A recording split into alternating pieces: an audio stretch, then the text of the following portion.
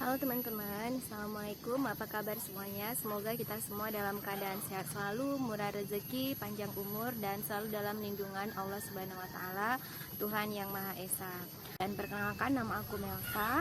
Profesi aku sebagai seorang guru, tapi bukan guru di sekolah ya, tapi guru di bimbingan belajar. Jadi aku punya bimbingan belajar sendiri, namanya bimbingan belajar Melsa. Buat kalian yang ada di sekitaran daerah Pasir Pengarayan, Kabupaten Rokan Hulu, Provinsi Riau, bisa datang langsung ke sini. Untuk anak pra-TK, TK yang mau belajar baca, bisa juga buat anak SD, SMP, SMA, atau yang mau bimbingan untuk UTBK, dan juga bisa buat yang mau bimbingan buat tes CPNS. Dan lokasinya ada di belakang setelah mengemudi kilometer 2. Oke, seperti yang kalian lihat di judul, hari ini kita belajar sama-sama tentang politik etis. Sebelum kita belajar tentang politik etis, sekarang aku mau ngasih tahu dulu ya, sekarang aku ada di mana. Jadi sekarang aku ada di daerah Pasir Pengarayan, Kabupaten Rokan Hulu, Provinsi Riau. Pertama aku ada di daerah Batipuh. Nah, sekarang ada di rumahku sendiri dan ini ada di belakang rumah. Nah, nanti kita akan jalan-jalan di sini ya. Kita akan lihat view yang ada di sini. Tapi sekarang kita belajar dulu, oke? Jadi, seperti kita tahu, Indonesia merdeka tanggal 17 Agustus 1945 dan dijajah oleh 4 bangsa, ada bangsa Portugis, bangsa Inggris, bangsa Belanda, dan bangsa Jepang. Dan pada zaman Belanda, ketika Belanda menjajah Indonesia, mereka menerapkan sistem tanam paksa. Dan sistem tanam paksa ini, Belanda itu memperoleh keuntungan yang berlipat-lipat ganda. Dengan keuntungan itu, membangun pabrik-pabrik, membangun jalan kereta api, kemudian membangun industri mereka dengan uang hasil keringat bangsa Indonesia. Jadi rakyat kita disuruh untuk menanam komoditas-komoditas ekspor yang laku di pasaran nasional seperti kopi dan lain-lain gitu. Dan hasilnya itu diserahkan kepada Belanda. Jadi kita tidak mendapatkan keuntungan apapun. Bahkan pada saat itu rakyat Indonesia itu banyak yang menderita, terkena berbagai macam penyakit, kelaparan, pokoknya segala macam penderitaan.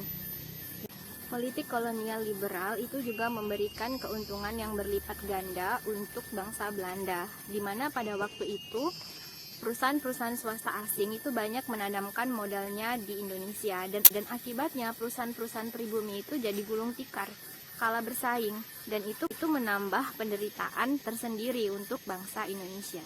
Kenapa itu menambah penderitaan untuk bangsa Indonesia? Karena walaupun demikian kita masih harus bayar pajak, kemudian masih harus juga ikut kerja paksa. Jadi bukan hanya tanam paksa, tapi juga ada kerja paksa.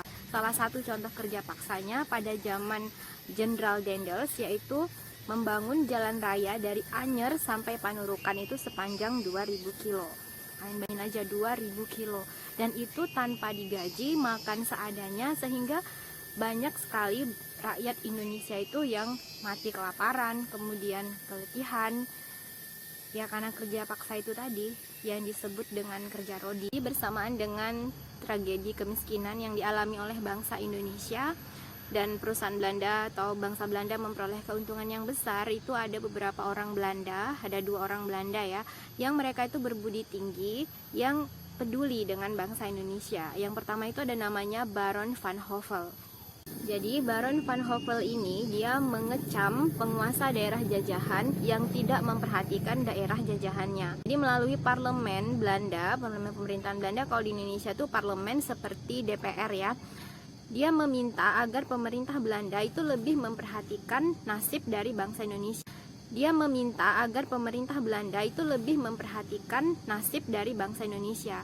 Karena untuk membalas budi, bagaimanapun Indonesia itu sudah berjasa dalam memajukan perekonomian Belanda. Orang kedua yang peduli dengan nasib bangsa Indonesia yaitu Van Deventer. Van Deventer lebih terkenal ya daripada Baron van Hove. Dan Van Deventer ini dia adalah pemimpin liberal yang bekerja atau sebagai penulis di majalah The Gauge dengan judul yang artinya hutang budi. Jadi di dalam tulisan itu dia mengecam atau tidak setuju dengan prinsip pemerintahan Belanda yang tidak memisahkan antara keuangan negeri induk dengan keuangan negeri jajahan. Dalam pemikirannya Van Deventer gini, Belanda itu sudah memperoleh keuntungan berjuta-juta gulden dari bangsa Indonesia. dan itu merupakan utang yang sangat besar gitu. Jadi Belanda harus membalas itu semua, jadi harus membayar hutang itu dengan 4 cara. Jadi 4 cara menurut Van Deventer yang harus dilakukan oleh pemerintah Belanda untuk membayar hutang mereka kepada Indonesia, yaitu yang pertama dengan meningkatkan kesejahteraan hidup rakyat Indonesia atau bangsa Indonesia. Kemudian yang kedua, menghilangkan penderitaan atau meringankan penderitaan yang dialami oleh bangsa Indonesia. Kemudian yang ketiga, memajukan pendidikan di Indonesia. Kemudian yang keempat, menghilangkan faktor-faktor penghambat kemajuan. Nah, si Van Deventer ini juga menyusun 3 program untuk bangsa Indonesia yang harus dilakukan oleh pemerintah Belanda. Yang pertama yaitu irigasi, jadi Belanda harus membangun bendungan-bendungan untuk keperluan pertanian Indonesia. Kemudian yang kedua, emigrasi atau perpindahan penduduk yang padat dipindahkan ke daerah yang renggang. Yang ketiga yaitu edukasi atau pendidikan. Dan walaupun politik ini diterapkan di Indonesia, tapi pelaksanaannya itu tidak sesuai dengan yang diharapkan. Jadi bangsa Indonesia masih tetap saja menderita. Kemudian ya nggak banyak yang berubah ya. Tapi walaupun begitu, ada beberapa keuntungan dari politik etis ini yang berhasil atau yang bisa kita peroleh. Van Deventer itu menyusun 3 program yang harus dijalankan oleh pemerintah Belanda untuk bangsa Indonesia. Yang pertama adalah irigasi atau pengairan. Jadi Belanda harus membangun bendungan-bendungan guna pertanian yang ada di Indonesia. Kemudian yang kedua, imigrasi atau perpindahan penduduk. Jadi daerah yang padat penduduknya masyarakatnya dipindahkan ke daerah yang renggang. Kemudian yang ketiga yaitu edukasi atau pendidikan. Dan politik ini memang diterapkan di Indonesia, tapi pelaksanaannya itu tidak sesuai dengan yang diharapkan. Itu. Jadi walaupun ada politik etis, bangsa Indonesia tetap saja menderita. Namun ya kita harus tetap bersyukur ya atas niat baik mereka. Ada juga keuntungan yang diperoleh oleh bangsa Indonesia dari adanya politik etis. Yang pertama itu ya Indonesia jadi memiliki irigasi, bendungan-bendungan ya. Kemudian yang kedua, jadi kita ada sistem pendidikan, jadi dibangun sekolah-sekolah walaupun awalnya itu hanya untuk para kaum bangsawan, tapi kan akhirnya juga dari sini kita bisa punya kaum cendekiawan yang pintar seperti Insinyur Soekarno, kemudian ada Muhammad Hatta dan lain-lain ya. Para pahlawan-pahlawan kita. Kemudian ada juga rumah sakit, kemudian ada juga sarana jalan, transportasi yang penting buat kemajuan bangsa Indonesia. Jadi yaitu tadi tentang politik etis yang bisa aku share hari ini, nggak banyak dan mudah-mudahan kalian nggak bosan ya. Nah, seperti janji aku tadi, setelah kita belajar tentang politik etis, kita akan jalan-jalan di sini. Kita lihat dulu view yang ada di sekitar rumahku. Nah, kalau kalian dengar tuh ini kan rumahku ini ada di sebenarnya daerah kota ya, tapi di sini masih banyak hutannya. Tuh ada dengar dekat hutan itu di belakang. Nah, kalau dari video kalian lihat itu ada kelapa. Kelapanya itu kecil tapi dia udah berbuah dan buahnya itu insya Allah itu selalu ada. Nah, keuntungannya kalau tinggal di daerah yang masih banyak tanahnya ini dibanding dengan daerah padat kota seperti Jakarta atau mana, di sini tuh masih banyak lahan jadi bisa ditanami. Kalau mau minum kelapa muda kalau di kota tuh satunya itu 15 ribuan kan. Kalau lagi nggak musim, kalau musim just 10 ribu. Kalau di sini gratis. Oke, yuk kita jalan-jalan yuk. Ya teman-teman, ini di belakang rumahku. Di belakang rumah ini hutan. Nah, kalau kalian lihat di depan situ, itu yang tinggi-tinggi itu pohon pinang. Nah, ini kenapa rumputnya ada yang hijau, terus ada yang udah kering ya. Jadi yang kering ini rencananya, ini kering karena dirandap, jadi mati semua karena rencana mau tanam cabai dan lain-lain di situ, sayur-sayur, tapi belum diolah, masih diinin. Nah, ini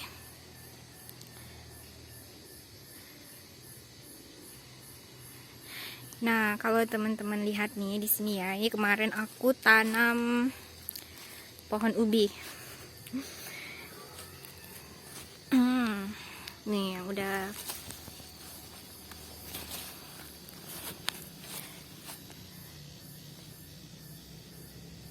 nih ya. Nah, jadi ini ubi kayu, ini baru tumbuh. Ini udah sekitar 1 minggu aku tanamnya. Ada beberapa juga. Nah, ini yang udah agak itu lebih banyak ubinya. Yang ini itu pohon karet ya. Nih. Jadi di daerah Pasir Pengerayan ini kebanyakan orang itu bertani karet dan juga sawit ya, tapi kami nggak punya karet, jadi punyanya nggak punya sawit, punyanya karet. Nah, ini juga nih lebih besar ya. Terus di sini ada kolam ikan. Ini di dalamnya ikan gurami kebanyakan. Kalau di sini tuh bilangnya ikan kalui. Kolamnya belum jadi ya teman-teman.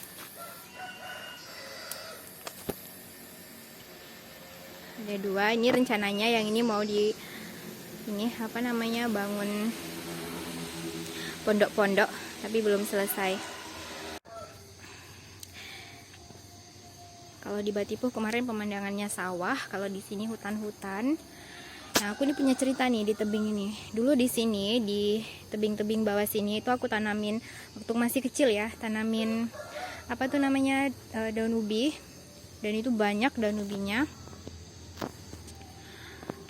Kemudian pas aku lagi berdiri di sini nih, di posisi sekarang, itu dari sini aku lihat ada macan tutul lari ke sana.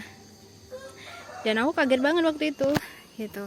Tapi sekarang insya Allah udah nggak ada ya. Itu kan tahun-tahun 90-an waktu itu. Jadi masih banyak macan di sini. Nah, ini tadi dia kelapa yang aku tunjuk tadi. Nah, ini pohon serai ya teman-teman, tumbuhan serai yang untuk bumbu dapur kalau kalian belum pernah lihat. Kemudian ini di lobang, ini aku gali lobang kemarin dan ini mau bikin pupuk kompos, sudah ada ya di dalam sini. Ntar suatu saat aku kasih gimana tutorial bikin pupuk kompos. Dan itu kayu bakar. Nah teman-teman, ini ada siput ya.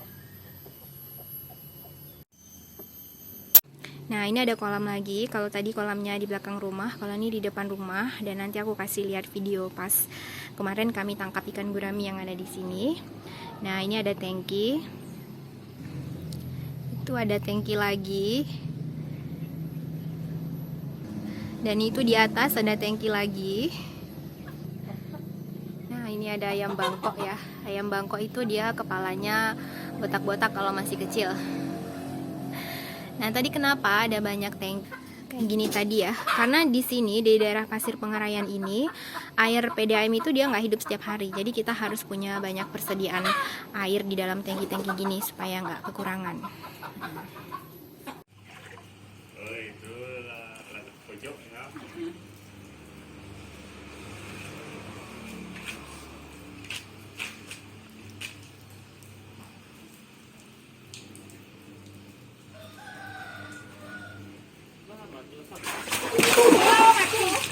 Lompehnya lagi kuat.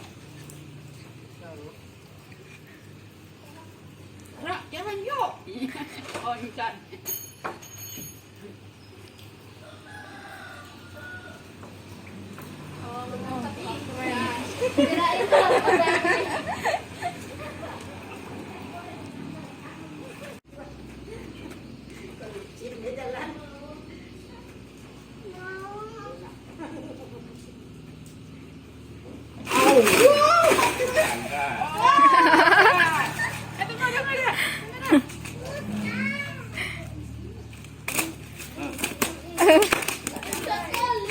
Tengok, mama pegang dulu.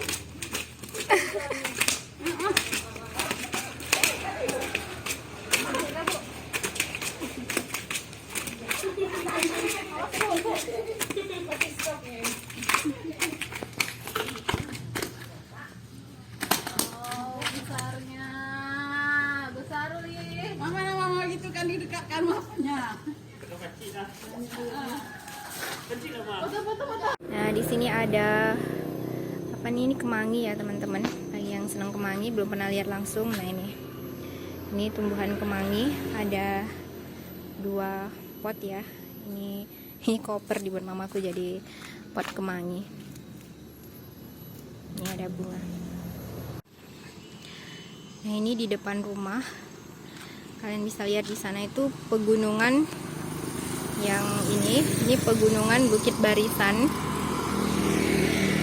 Dan ini kantor hukum Ramses Hutogaul SHMH. Dan itu pamflet bimbel Melsa menerima siswa. Dan ini Hayla mengemudinya ya teman-teman. Udah mulai panas. Oke teman-teman, sekian video dari aku hari ini. Jadi itu tadi yang bisa kita pelajari tentang politik etis dan view yang ada di sekitar sini.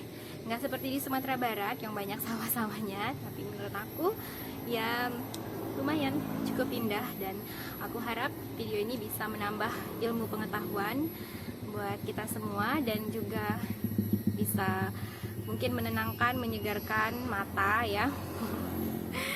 Oke, sampai jumpa di video selanjutnya. Dan kalau kalian punya kritik, punya saran yang sifatnya membangun, silahkan tulis di kolom komentar. Dan jangan lupa untuk subscribe, kemudian like, kemudian komen, dan juga share video ini sebanyak-banyaknya. Terima kasih. Bye-bye, sampai ketemu lagi.